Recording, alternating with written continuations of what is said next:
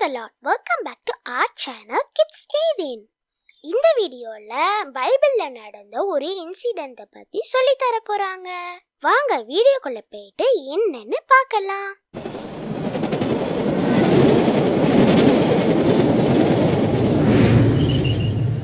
Kids Aidin.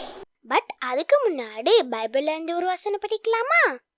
இன்னையோட வசனம் படிக்கலாமா? யாக்கோபு 1:20. மனுஷனுடைய கோபம் தேவனுடைய நீதியை நடப்பிக்க மாட்டாதே. இந்த வசனத்தை நீங்கள் மறுபடியும் சொல்லி பார்த்து கண்டிப்பாக படிங்க. ஹாய் குட்டீஸ். இன்னைக்கு இந்த வீடியோவில் நம்ம பைபிளில் சொல்லியிருக்க ஒரு சம்பவத்தை தான் பார்க்க போகிறோம். யாரை பற்றி பார்க்க போகிறோன்னு பார்த்தீங்கன்னா காயின் அப்புறம் ஆபேல் பற்றி. காயின் ஆபேல் அப்படின்றவங்க யாருன்னு பார்த்தீங்கன்னா ஆதாமுக்கும் ஏவாளுக்கும் பிறந்த பிள்ளைங்களா இருந்தாங்க. அதில் காயின் அப்படின்ற அந்த அண்ணா தான் பெரிய அண்ணா. அப்புறம் ஆபேல் அப்படின்ற அந்த அண்ணா சின்ன அண்ணாவா இருந்தாங்க. அவங்க வளர்ந்து பெரிய ஆளா ஆயிட்டாங்க. அப்போ காயின் அப்படின்ற அந்த அண்ணா என்ன வேலை செஞ்சாங்கன்னா நிலத்தை பயிரிட்டு அதுல இருந்து நிறைய ஃப்ரூட்ஸ் வெஜிடபிள்ஸ்லாம் பயிரிடுறவங்களா இருந்தாங்க. அதுவே ஆபேல் அப்படின்ற அந்த அண்ணா மேய்ப்பனா இருந்தாங்க. ஆடுகளை மேய்க்கிறவரா ஆபேல் அண்ணா இருந்தாங்க. அப்போ ரெண்டு பேரும் என்ன பண்ணாங்கன்னா ஆண்டவருக்கு பலி செலுத்தணும் அப்படின்னு சொல்லிட்டு வந்தாங்க.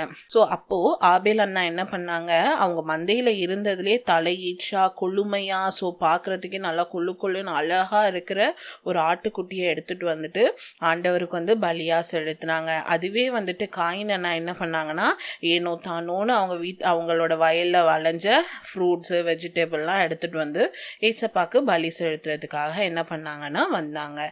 ரெண்டு பேர்ல வித்தியாசம் என்னன்னு பார்த்தீங்கன்னா ஆபேல் அண்ணா சிறந்ததை எடுத்துட்டு கொடுத்தாங்க. ஏசப்பாக்கு கொடுக்கறது பெஸ்டா கொடுக்கணும் அப்படின்னு சொல்லி நினைச்சாங்க. ஆனா காயின் அண்ணா என்ன பண்ணாங்க, அவங்க கிட்ட இருக்கிற ஏதோ ஒண்ணு கொடுத்தா போதும் அப்படின்னு சொல்லிட்டு என்ன பண்ணாங்கன்னா நினைச்சாங்க.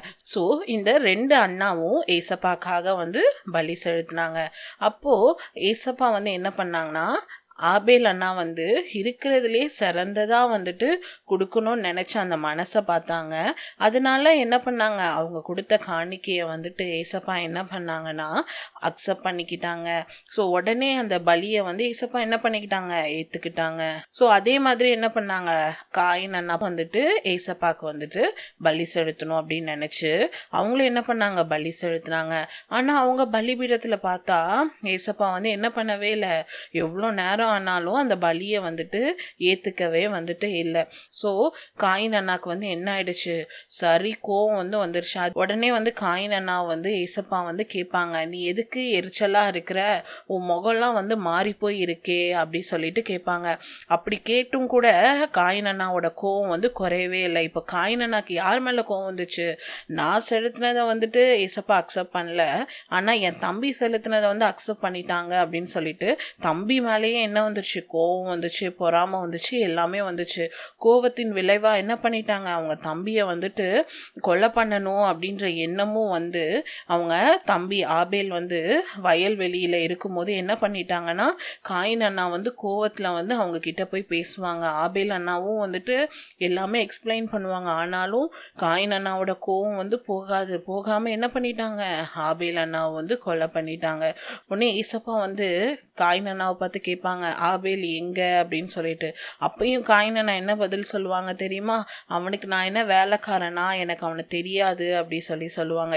ஏசப்பாக்கு காயின் அண்ணா பண்ணது எப்படி தெரியாம இருக்கும். உடனே ஏசப்பா கேட்டாங்க, ஆபேலோட ரத்தம் என்னை நோக்கி கூப்பிடுது அப்படி சொல்லிட்டு காயின் அண்ணாக்கு பனிஷ்மெண்ட் கொடுத்தாங்க. என்ன பனிஷ்மெண்ட் கொடுத்தாங்க தெரியுமா, நீ நிலத்துல எவ்வளவுதான் பயிரிட்டாலும் என்ன ஆகாது, அது உனக்கு பலனே தராதுன்னு சொன்னாங்க.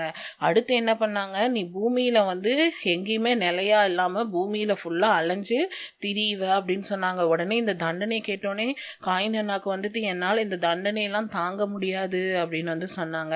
ஒருவேளை வேற யாராவது என்னை பார்த்துட்டா என்னை கொலை பண்ணிடுவாங்க அப்படி சொன்னாங்க. உடனே ஏசப்பா சொன்னாங்க, உன்னை யாரும் கொலை பண்ண மாட்டாங்க, உன்னை கொலை பண்றவங்க மேல 7 பழி சுமரும் அப்படின்னு சொல்லிட்டு அவங்க மேல ஒரு முத்திரையை போட்டு அனுப்பிடுவாங்க. காயின் அண்ணா அவங்க உயிரோடு இருந்த நாட்கள் எல்லாம் என்ன பண்ணாங்க, எந்தவித பலனும் தராத நிலத்துல தான் பயிரிட்டு கட்டளையிட்டாங்க. அதுக்கப்புறம் வந்துட்டு பூமியிலயும் என்ன பண்ணாங்க, நிலையற்று திரியிறவரா வந்து காணப்பட்டாங்க. ஸோ இந்த சம்பவத்துல நம்ம பார்க்கும்போது தேவனுக்கு வந்து நம்ம பலி செலுத்துறவங்களா இருக்கணும். ஸோ அந்த காலத்துல வந்து ஆட்டுக்குட்டியெல்லாம் பலி செலுத்துனாங்க.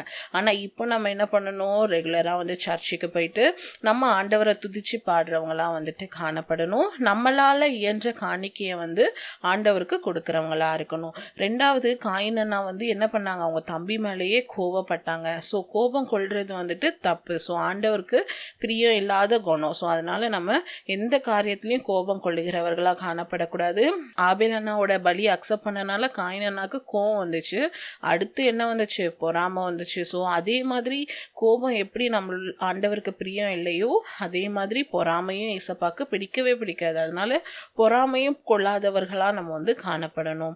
அடுத்து வந்துட்டு ஆண்டவருக்கு நம்ம என்ன கொடுக்கணும்னு நினைக்கிறோமோ அதை வந்து சிறந்த காரியத்தை கொடுக்குறவங்களா இருக்கணும். ஸோ ஆபேல் அண்ணா வந்து மந்தையில் இருக்கிறதுலே பெஸ்ட்டாக கொடுத்தாங்க. ஸோ அதே மாதிரி நம்மளும் வந்து ஏசப்பாக்கு என்ன கொடுத்தாலும் அதை வந்து பெஸ்ட்டாக வந்து கொடுக்குறவங்களா வந்து காணப்படணும். ஸோ இந்த சம்பவம் வந்துட்டு உங்களுக்கு நல்லா புரிஞ்சிருக்கும்னு சொல்லி நினைக்கிறேன். ஸ்டோரியை கவனமா கேட்டிங்களா? அதுல சொல்லி கொடுத்தத கண்டிப்பா ஃபாலோ பண்ணிரும், மறந்துடாதீங்க. அப்புறம் நம்ம சேனல்ல நிறைய இன்ட்ரெஸ்டிங்கான கலரிங் புக்ஸ், ஆக்டிவிட்டி புக்ஸ்லாம் இருக்கு. பைபிள் ஸ்டோரி கலரிங் புக் பற்றி தான் வந்து பார்க்க போகிறோம். ஸோ நீங்கள் குட்டீஸ் பார்த்துட்டு இருந்தாலும் சரி, பேரண்ட்ஸ் யாராவது பார்த்துட்டு இருந்தாலும் சரி, இந்த புக்கோட வியூ வந்து எப்படி இருக்குது அப்படின்னு சொல்லிட்டு உங்களுக்கு காட்டிடுறேன். ஸோ டோட்டலாக இந்த புக்கில் 244 ஸ்டோரிஸ் இருக்குது. ஓல்ட் டெஸ்டமெண்ட் ஸ்டோரிஸ்லேருந்து நியூ டெஸ்டமெண்ட் வரைக்கும், அதாவது ஜெனசிஸ்லேருந்து வெளிப்படுத்தல் வரைக்கும் எல்லா ஸ்டோரிஸுமே உங்களுக்கு கவர் ஆகி இருக்கும். மொத்தம் ஓல்ட் டெஸ்டமெண்ட் ஸ்டோரிஸ் 167 இருக்குது. அண்ட் அதோட கண்டினியூவேஷனாக நியூ டெஸ்டமெண்ட் இருக்கும். டோட்டலாக 244 ஸ்டோரிஸ் இருக்குது. ஒவ்வொரு ஸ்டோரிஸ்லேயும் உங்களுக்கு வந்து ஒரு ஹெட்டிங் இருக்கும். அண்ட் அது கீழே அந்த ஸ்டோரி எங்கே இருக்குது அப்படின்ற பைபிள் போர்ஷன் இருக்கும். ஒரு கலரிங் பேஜ் இருக்கும். கீழே வந்து மெமரி வேர்ஸ் இருக்கும்.